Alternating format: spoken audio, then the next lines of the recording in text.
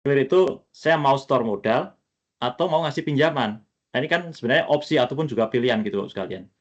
Nah, pilihan-pilihan ini tentu nanti ada plus minusnya. Nah, yang pertama, kalau misalnya kita masukin sebagai pinjaman, nanti konsekuensinya apa? Kalau kita pinjam, harusnya kita akan membayarkan beban bunga. Nah, beban bunga itu sifatnya deductible expense, dapat jadikan sebagai pengurang.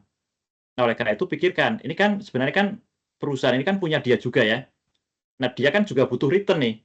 Nah, cuma return-nya berbeda. Kalau dia masukin pinjaman, nanti return-nya dia dapat bunga. Kalau dia masukin ekuitas, dia return-nya dapat dividen. Nah, cuma bagi entitas lebih menguntungkan yang mana?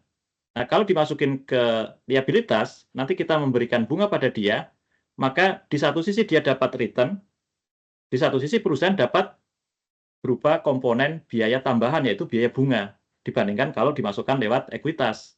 Karena ekuitas kan nggak meng-create adanya bunga ya. Nah, oleh karena itu, maka instrumen utang itu sebenarnya kalau dalam konteks ini cukup favorable untuk dijadikan sebagai opsi atau pilihan. Di satu sisi memang nanti akan bisa mengambil uangnya perusahaan dengan cara yang legal lewat bunga itu ya.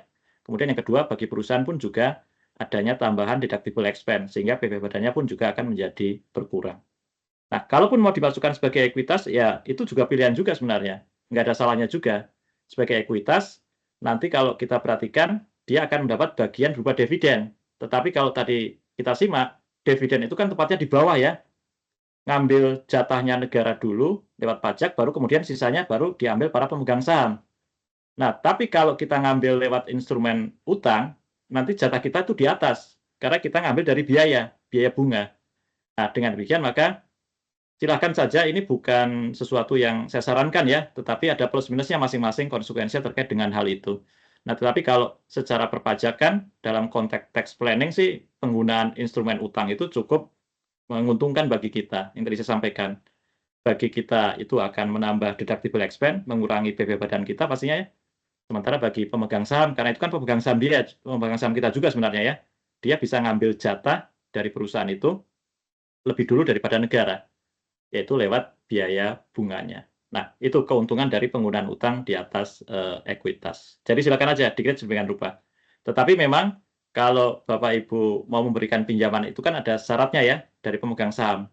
Pastikan setoran modal yang memang di-state di dalam anggaran kita, di akta notaris kita, itu sudah disetor semuanya, baru bisa ngasih pinjaman.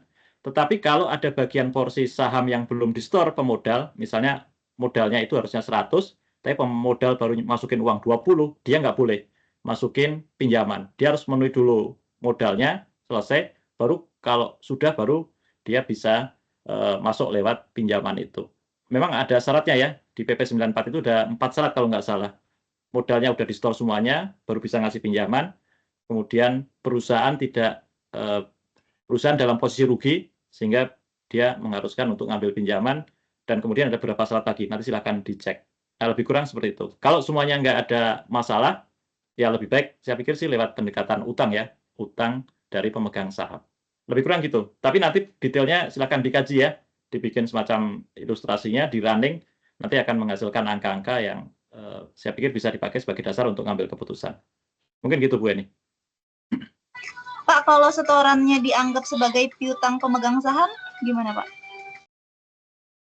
Ya, ini yang kemudian sebenarnya menjadi isu juga ya. Setoran modal tetapi nggak distorkan gitu ya, masih sebagai piutang. Nah, ini kan akal-akalan sebenarnya. Nah, kalau secara akuntansi kan bisa masuk sebenarnya.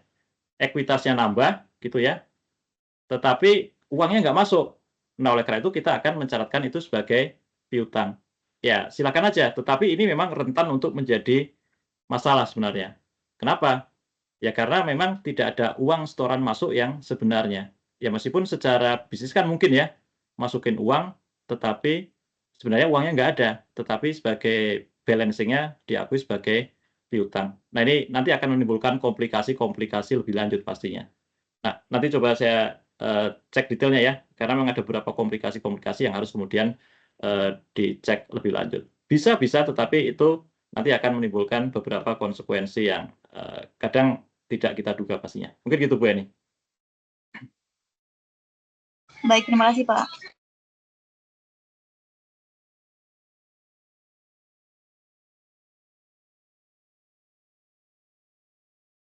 Ya, baik Bapak sekalian. Lebih kurang seperti itu ya, apa yang bisa kita bahas untuk kesempatan diskusi kita di kesempatan sore hari ini. Insya Allah kita masih punya satu pertemuan besok untuk menyelesaikan materi kita di kelas PP Badan di pertemuan yang terakhir atau pertemuan yang keempat. Seperti yang tadi saya sampaikan, agendanya adalah melanjutkan kegiatan penghitungan pajaknya untuk nanti kita dapatkan angka PPh kurang bayarnya, kemudian membahas mengenai masalah angsuran PPh 25 tahun berikutnya, dan yang terakhir adalah mengisikannya ke dalam SPT. Untuk materi hari ini bisa kita cukupkan sampai di sini. Terima kasih atas kehadiran, atensinya, dan insya Allah besok kita lanjutkan lagi di hari Minggu untuk menutup acara pertemuan kita yang keempat di kelas PP Badan. Hari ini bisa kita cukupkan. Terima kasih. Billahi taufiq wal hidayah. Wassalamualaikum warahmatullahi wabarakatuh. Selamat sore dan juga salam sejahtera untuk kita semuanya. Waalaikumsalam warahmatullahi Terima kasih, Pak. wabarakatuh. Selamat sore, Waalaikumsalam warahmatullahi Terima kasih, wabarakatuh. Pak. Terima kasih, Pak. Terima kasih, Pak. Terima kasih, Pak. Waalaikumsalam. Terima kasih, Pak. Terima kasih, Pak Pandu.